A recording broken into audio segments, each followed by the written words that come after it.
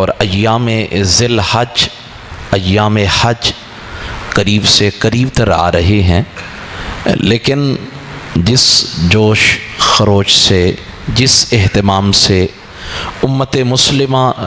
حج کے موسم کا جس شدت سے انتظار کرتی تھی، اب وہ انتظار ہی ہے۔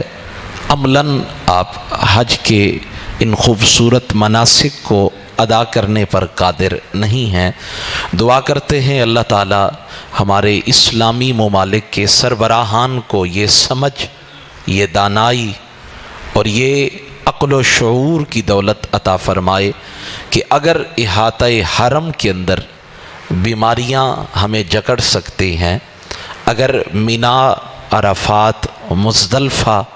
اور رمی جمار کے مواقع پر جبل رحمت، غار حرا، غار ثور، ان مقدس اور پاکیزہ مقامات پر جہاں کبھی کسی وقت میں آمنہ کے در یتیم، ام الحسنین کے بابا حضرت بطول کے والد گرامی اور ہم سب کے آقا رسول ہاشمی صلی اللہ علیہ وآلہ وسلم کے قدمین مطہرین کو ان خوبصورت مقامات نے چوما ہوگا، محبوب یہاں چلے ہوں گے، محبوب عرفات میں ٹھہرے ہوں گے، مینا میں تشریف لے گئے ہوں گے، مزدلفہ میں میرے آقا تشریف لے گئے ہوں گے۔ غار حرا اور غار ثور آج بھی محبوب کے مسکن کی داستان سناتی ہوئی نظر آتی ہے۔ محبوب سے وہ تنہائیوں میں گزرے ہوئے ایک ایک لمحے سے جو اسے محبت کا شہد ملا، وہ غاریں آج بھی بیان کرتی ہیں۔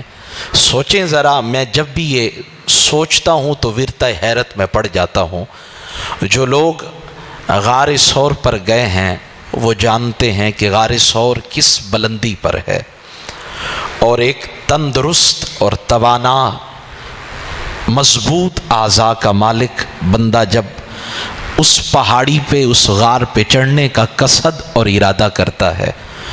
جب میں گیا تھا کم و بیش 2 سال قبل ماہ رمضان المبارک کے اندر، تو یکم رمضان المبارک سے اختتام رمضان المبارک تک یہ سارے ایام مکہ مکرمہ میں اور مدینۃ المنورہ، مدینۃ الرسول میں گزارنے کا شرف اللہ تعالیٰ نے عطا فرمایا۔ لیکن پھر جب یہ دل میں یہ جذبہ پیدا ہوا کہ اس غار کے خوبصورت مقام کی زیارت کرنی چاہیے جہاں میرے آقا تشریف فرما ہوئے، جس کو میرے آقا نے اپنے قدموں سے مشرف فرمایا، جس پہ صدیق اور صدیق کے آقا پناہ گزین ہوئے، اور جس غار نے آگے بڑھ کر محبوب کو اپنی باہوں میں لیا، اور جس کا ذکر قرآن بھی بیان فرماتا ہے، ذکر کرتا ہے، تو اس غار کا دیدار کرنا چاہیے۔ تو جب ساتھیوں سے مشورہ ہونے لگا تو ساتھیوں نے کہا کہ دن میں روزہ کے ساتھ اس چڑھائی پہ چڑھنا مشکل ہے، اپنی جان کو خطرے میں ڈالنے والی اور اپنے روزے کو خطرے میں ڈالنے والی بات ہے۔ اگر چڑھنا ہی ہے تو رات کے کسی ٹھنڈے وقت کا انتخاب کیا جائے۔ تو رات کے ایک بہترین پہلو کا، بہترین پل کا اہتمام اور منتخب کیا گیا اسے، اور جب ہم گئے تو وہاں کچھ ایسے بھی مسلمان نوجوان موجود تھے جن کی زبان کو ہم نہیں جانتے تھے، وہ ہماری زبان کو نہیں جانتے تھے، چہ جائے کہ زبانیں ہماری ایک دوسرے سے آشنا نہیں تھی، لیکن ہمارے سینوں میں جو رسول اللہ کا عشق تھا وہ آنکھوں کے ذریعے بیان ہو گیا۔ اس نے اشاروں میں بتا دیا کہ جس غار پہ تم جانا چاہتے ہو میں بھی اسی غار پہ جانے کا متمنی ہوں، میں بھی خواہش رکھتا ہوں۔ اب ہم نے ہاتھوں میں سحری کا اہتمام سامان لے رکھا ہے اور جا رہے ہیں، صلاۃ السلام کی صدائیں جاری ہیں، کبھی نعرہ لگا دیا جاتا ہے، نعرہ تکبیر، نعرہ رسالت، نعرہ حیدری، اور کبھی درود السلام، کبھی نعتیں پڑھی جاتی ہیں، پسینہ بھی بہہ رہا ہے، لیکن قدموں کو توانائی مل رہی ہے، کیونکہ وہ جگہ دیکھنے کا موقع مل رہا تھا جہاں محبوب علیہ الصلوۃ والسلام تشریف فرما ہوئے تھے، اور قرآن اس کو یوں بیان کرتا ہے الا تنصروہ فقد نصرہ اللہ اذ اخرجہ الذین کفروا ثانی اثنین اذ ہما فی الغار اذ یقول لصاحبہ لا تحزن ان اللہ معنا۔ کتنے میٹھے لفظ ہیں۔ صدیق عرض کر رہے ہیں محبوب اگر یہ قدموں پہ جھک کر دیکھیں گے تو یہ ہمیں پالیں گے۔ اور آگے سے محبوب کے لہجے میں پختگی دیکھیں، محبوب کے لہجے میں وہ وقار چھلک رہا ہے کہ مجھے اپنے رب پر یقین ہے۔ لا تحزن، پیارے صدیق غم نہ کرو، افسوس نہ کرو، ان اللہ معنا، ہم دو ہیں تو تیسرا رب ہے ہمارے ساتھ۔ اور پھر مکڑی کو بھی پتہ لگ گیا کہ محبوب آ گئے ہیں، اب خدمت کا موقع مل گیا ہے، تو اس نے اپنا جالا بن دیا۔ کبوتروں کو بھی پتہ لگ گیا، انہوں نے اپنے انڈے اتار دیے، درخت بھی اگ گیا، یہ سارے انتظام ہو گئے۔ تو جب اس غار پہ پہنچے تو بڑا ایک وقت لگا، لیکن جب میں نے پلٹ کر پھر انہی لمحوں کے اندر جب میں نے سیدہ ام المؤمنین حضرت زہرا بطول کی اماں جان، حضرت رقیہ، حضرت ام کلثوم، حضرت زینب کی اماں جان، اور میرے آقا کی پہلی زوجہ مطہرہ حضرت خدیجۃ الکبریٰ کے صبر استقلال کو میں نے جب پلٹ کر تاریخ کے جھروکوں میں جھانک کر دیکھا تو آنکھیں بھر آئی، اشک رواں دواں ہو گئے۔ کیسی باصبر خاتون تھی، کیسی باہمت خاتون تھی، محبوب علیہ الصلوۃ والسلام کے ساتھ کیسا پیار تھا۔ اور پھر جب غار حرا کو جب اس کا دیدار کا موقع ہوا، نصیب ہوا، تو اس کو بھی دیکھا، اور پھر سوچا کہ مکہ مکرمہ کے احاطہ میں محبوب کا کاشانہ ہے،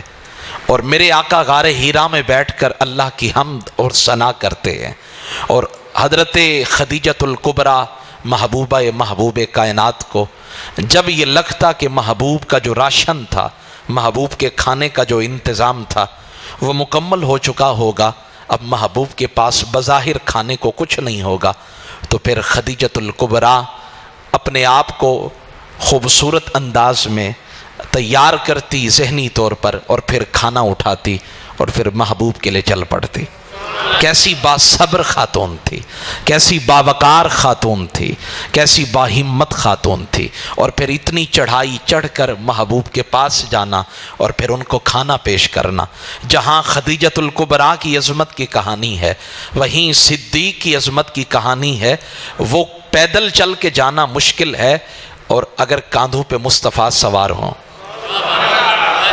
اگر کاندھوں پر آمنہ کے لال سوار ہوں، اور زمین ہو چٹیل، زمین ہو پہاڑ ایسے ہوں جو چونچ والے ہوں، جو پاؤں میں کھب جائیں، اتر جائیں، آپ کے پاؤں لہو لہان کر دیں، ان پتھروں پہ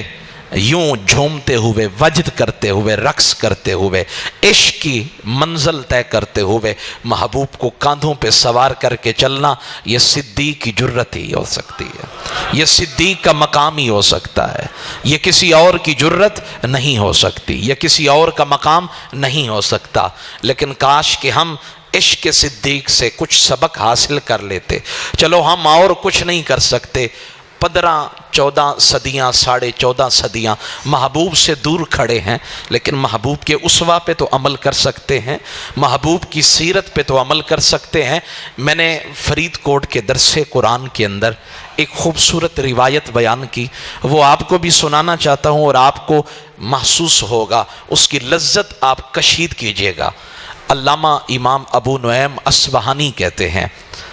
یہ رویوں کا حسن ہوتا ہے، یہ کسی کو اپنا بنانے کا ڈھنگ ہوتا ہے، کسی کے دل میں اپنی محبت نقش کرنے کا یہ طریقہ ہوتا ہے۔ اتی رسول اللہ صلی اللہ علیہ وسلم برجل قد شربا، حضور کی محفل میں اس مرد کو لایا جاتا ہے جس نے شراب پی ہے، جس نے شراب پینے کا جرم کیا ہے، محبوب کی محفل میں لایا گیا اور عرض گزار ہوئے، یا رسول اللہ میں نے شراب پی ہے تو مجھے اس جرم کی سزا دیں تاکہ میرا جسم اس گناہ سے پاک ہو جائے۔ تو میرے آقا نے حکم دیا، فقال رسول اللہ صلی اللہ علیہ وسلم اضربو، فرمایا صحابہ اس کی مرمت کرو، اس کو مارو، جتنا مارو گے گناہ سے اس کا دامن بچ جائے گا۔ اب صحابہ کہتے ہیں فَمِنَّ الدَّارِبُ بِيَدِهِ، جس کے ہاتھ طاقت والے تھے اس نے ہاتھ مارے، وَمِنَّ الضَّارِبُ بِنَعْلِهِ، جس کے ہاتھ میں جوتے آئے اس نے جوتے دے مارے، وَمِنَّ الضَّارِبُ بِثَوْبِهِ، اور جس کے پاس ہاتھ کی قوت بھی نہیں تھی، جس کے پاس جوتا بھی نہیں تھا، اس کے پاس کپڑا آیا اس نے کپڑا دے مارا۔ ابھی بس یہ معاملہ ہوا اور پھر آخر کار فلم من صرفا، جب وہ مار کھا کے تکلیف اٹھا کے سزا پا کے واپس جانے لگا نا، تو ایک شخص کہہ اٹھا اخزاک اللہ، اللہ تجھے رسوا کرے، تو شرابی پیتا ہے، محبوب کی محفل میں آتا ہے، سزا پاتا ہے، توبہ کرتا ہے، پھر جاتا ہے، پھر شراب پیتا ہے، تجھے حیا نہیں آتی، تجھے افسوس نہیں ہوتا، محبوب کی مجلس میں آتے ہوئے پانی پانی نہیں ہوتا؟ اخزاک اللہ، اللہ تجھے رسوا کرے۔ محبوب کی سماعت تک یہ جملے پہنچنے کی دیر تھی، محبوب تڑپ اٹھے، شرابی کے لیے تڑپ اٹھے۔ ہم نمازیوں کو بے وقار کر دیتے ہیں، ہم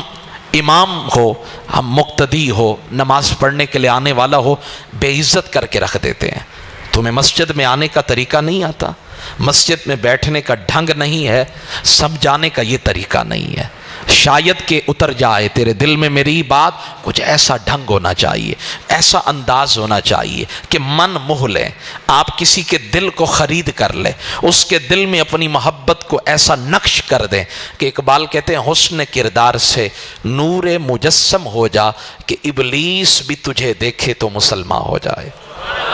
کچھ ایسا پیار ہونا چاہیے، کوئی آپ کے لہجے میں ایسا اثر ہونا چاہیے۔ محبوب نے بس اتنا سنا کہ شرابی کو ایک پارسا، ایک نیکوکار کہہ رہا ہے اخزاک اللہ، اللہ تجھے رسوا کرے۔ شراب پیتا ہے، پھر محبوب کو آ کر بتاتا ہے، محبوب پریشان ہو جاتے ہیں، اللہ تجھے رسوا کر دے۔ بس اتنے جملے محبوب کی سماعت سے ٹکرائے، محبوب تڑپ اٹھے۔ محبوب نے فرمایا لا تقولوا ہاکذا، پھر نہ یوں کہنا، پھر نہ یوں کہنا۔ محبوب فرما رہے پھر نہ یوں کہنا۔ ہم بھی اپنے ارد گرد دیکھیں نا، ہم کتنی عزت دیتے ہیں، ہم کتنا احترام دیتے ہیں۔ یار شرابی ہے نا، ہے تو اللہ کا بندہ، ہے تو اللہ کا بندہ۔ میں نے خود بزرگوں کی سیرت کا مطالعہ کیا اور میں نے جب دیکھا وہ تو جانوروں کا بھی احترام کرتے ہوئے نظر آتے۔ کیوں؟ کہا یہ اللہ کی مخلوق ہے، اللہ کی مخلوق سے، اللہ کی خلق سے اگر پیار کریں گے تو پھر اس کا پیار ہمیں نصیب ہو جائے گا۔ حضور کے جملے دیکھیں، لا تقولوا ہاکذا، پھر نہ کہنا یہ جملے۔ حضور یہ شرابی ہے، شراب کے نشے میں دھت ہو کر یہ آپ کی شریعت کی حد کو توڑتا ہے اور آتا ہے، مار کھاتا ہے، پھر جاتا ہے، پھر پیتا ہے، پھر آتا ہے، پھر توبہ کرتا ہے، اور آپ ہیں کہ برداشت ہی نہیں فرما رہے، گوارا ہی نہیں کر رہے کہ اس کو میں کہوں کہ اللہ تجھے رسوا کرے۔ محبوب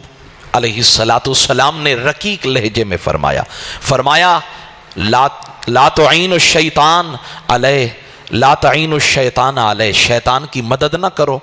جب تم کہو گے اللہ تجھے رسوا کرے، اگر اللہ نے یہ تمہاری دعا کے الفاظ قبول کر لیے